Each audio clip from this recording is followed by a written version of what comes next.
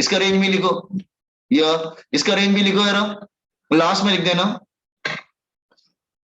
Range of gravitational force, last में लिख देना range of gravitational force. Anybody can guess gravitational force का range क्या होता है? Yes, anybody can guess what the range of gravitational force? Infinite, हमको मालूम ही नहीं। इनफाइनाइट डिस्टेंस, जहां तक यूनिवर्स एग्जिस्ट करता है वहां तक ग्रेविटेशनल फोर्स रहता है। लिख लेना, range of gravitational force is infinite distance. Infinite distance तक वो ऐड करता है। वी डोंट नो कि इसका एंड किधर होता है। ये गैलेक्सी के वन पॉइंट से लेके ये गैलेक्सी के दूसरे पॉइंट तक अट्रैक्ट करता है। ये यूनिवर्स के वन पॉइंट से लेके दूसरे पॉइंट तक अट्रैक्ट करता है। Is it clear? तो रेंज लिखिए आपने, everybody wrote it. Have you added that point? और इसमें भी ये पॉइंट ऐड करो, इसमें भी मिस हो गया था, इसमें भी ऐड करो। इलेक्ट्रोमैग्नेटिक फोर्स के लास्ट में range of electromagnetic force, range of electromagnetic force, इसका भी लिखो इनफाइनाइट। तो दो आप, लेकिन अगर एमसीक्यूज में अगर कोई एक ऑप्शन टिक करना हो कि सबसे ज्यादा रेंज किसका होता है, तो ग्रेविटेशनल फोर्स को टिक करना, क्योंकि यू टू दिस कोई एक ही तो ऑप्शन होता है, राइट वन, ठीक है? तो ग्रेविटेशनल फोर्स इनफाइनाइट रख, ठीक है? अच्छा, वापस आते हैं, दोनों लिख लिया आपने। हम लोग आते हैं strong nuclear force. Strong nuclear force किसका रेंज क्या होता है? 10⁻⁻15 मीटर, ठीक है? And this force is responsible for, this force is responsible for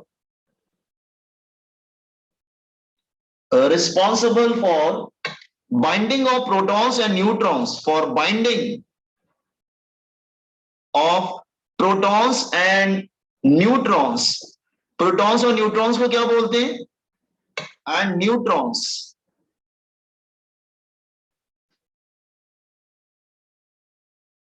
proton और न्यूट्रॉन्स को कंबाइंड बोलते हैं न्यूक्लियॉन्स। क्या बोलते हैं? Nucleons. So this force is responsible for binding of protons and nucleons inside nucleus, inside nucleus।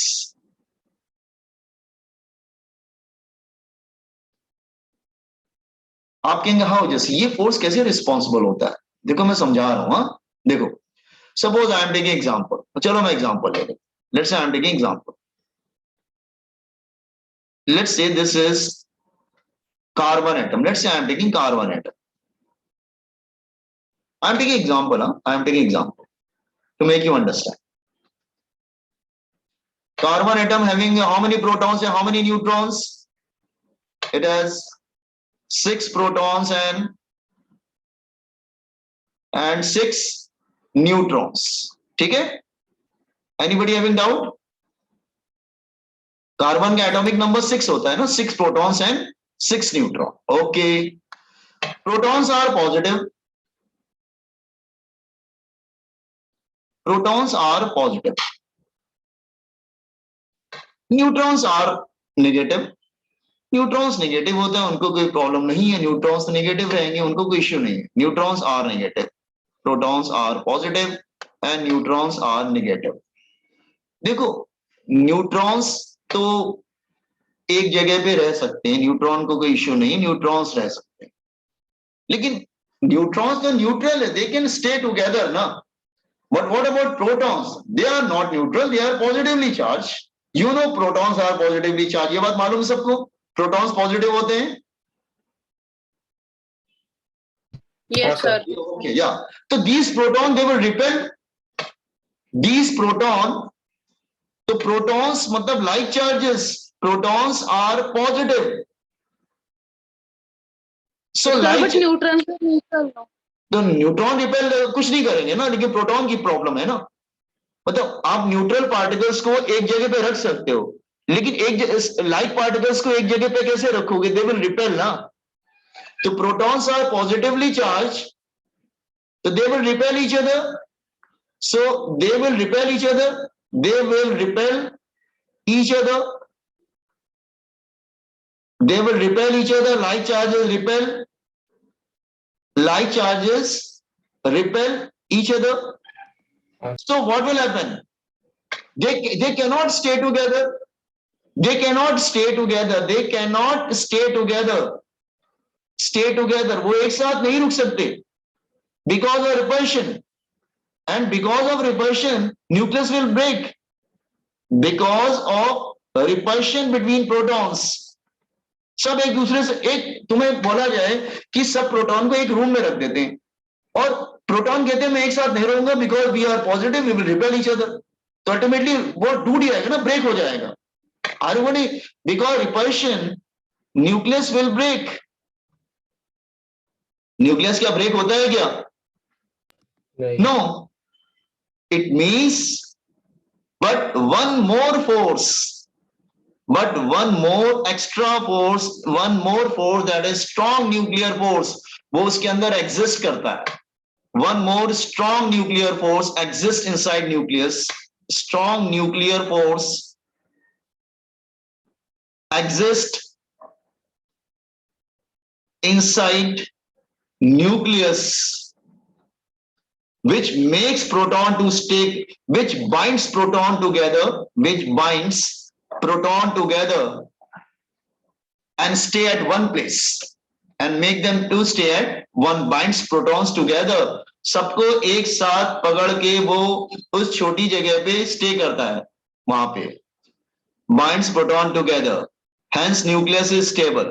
Hence nucleus is stable. तो ये force क्या करता है बेटा? स्ट्रॉन्ग न्यूक्लियर फोर्स इतना स्ट्रॉन्ग होता है ना, उसको कहता है कि नहीं प्लस प्लस का मतलब नहीं है. Strong nuclear force is such a strong कि वो क्या बोलता है, जैसे वो कहता है प्रोटॉन प्रोटॉन है तो भी साथ में रहना पड़ेगा, प्रोटॉन न्यूट्रॉन है तो भी साथ में रहना पड़ेगा, और अगर न्यूट्रॉन न्यूट्रॉन है तो भी साथ में रहना पड़ेगा. इसका मतलब क्या है? वो क्या बोलता है कि अगर प्रोटॉन प्रोटॉन है तो भी वो अट्रैक्ट करता है, प्रोटॉन न्यूट्रॉन है तो भी अट्रैक्ट करता है, और न्यूट्रॉन न्यूट्रॉन है तो भी अट्रैक्ट करता है. उसका मतलब उसको चार्ज समझ में नहीं आता है, उसको बस एक ही बात समझ में आता है कि मुझे सबको अट्रैक्ट करके पकड़ के रखना है. Are you getting? तो इसका मतलब उसको चार्ज का मतलब नहीं मालूम.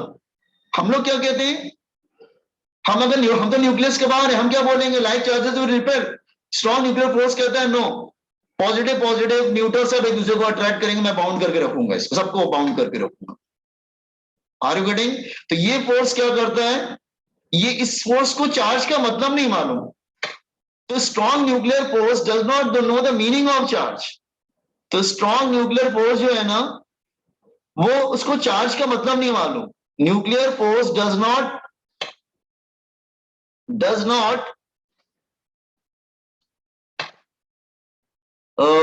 Understand nature of charge. उसको चार्ज का नेचर के बारे में नहीं मालूम. वो क्या करता है, चाहे प्रोटॉन प्रोटॉन को भी पकड़ के रखता है, प्रोटॉन न्यूट्रॉन को भी पकड़ रखता है, न्यूट्रॉन न्यूट्रॉन को भी पकड़ के रखता है. न्यूट्रॉन, आप कहेंगे न्यूट्रॉन न्यूट्रॉन कैसे अट्रैक्ट कर सकते हैं, वो तो न्यूट्रल है. हाँ, लेकिन स्ट्रॉन्ग न्यूक्लियर फोर्स उनको भी पकड़ के रखता है. मतलब उसके लिए चार्ज का मतलब नहीं है, चाहे न्यूट्रल हो चाहे पॉजिटिव हो, उसको मतलब मीनिंग, उसके लिए मीनिंगलेस है ये सब बातें. आर्गेनिंग, ये फोर्स अगर नहीं होता तो न्यूक्लियस नहीं होता, न्यूक्लियस नहीं होता तो एटम नहीं होता, एटम नहीं होता तो यूनिवर्स नहीं होता, यूनिवर्स नहीं है तो ग्रेविटेशनल फोर्स भी नहीं होता फिर. तो इसका मतलब ये सबसे स्ट्रॉन्गेस्ट फोर्स है नेचर का. Have you understood this strong nuclear force? Yes sir. Yes, sir. और ये समझ में आया ना, इसको चार्ज का नेचर नहीं मालूम. मतलब ये न्यूट्रॉन न्यूट्रॉन को भी पकड़ के रखता है. आप कहेंगे न्यूट्रॉन तो न्यूट्रल है, वो कहां से अट्रैक्ट होंगे? नहीं, उसको भी पकड़ के रखता है. Is it clear? तो स्ट्रॉन्ग न्यूक्लियर फोर्स काफी स्ट्रॉन्ग है ये. Is it clear? So just copy it, and once you copy just एक काम करते हैं, आज हम लोग यहीं पर रुकते हैं. Tomorrow I will complete this chapter. First chapter है फिजिकल वर्ल्ड.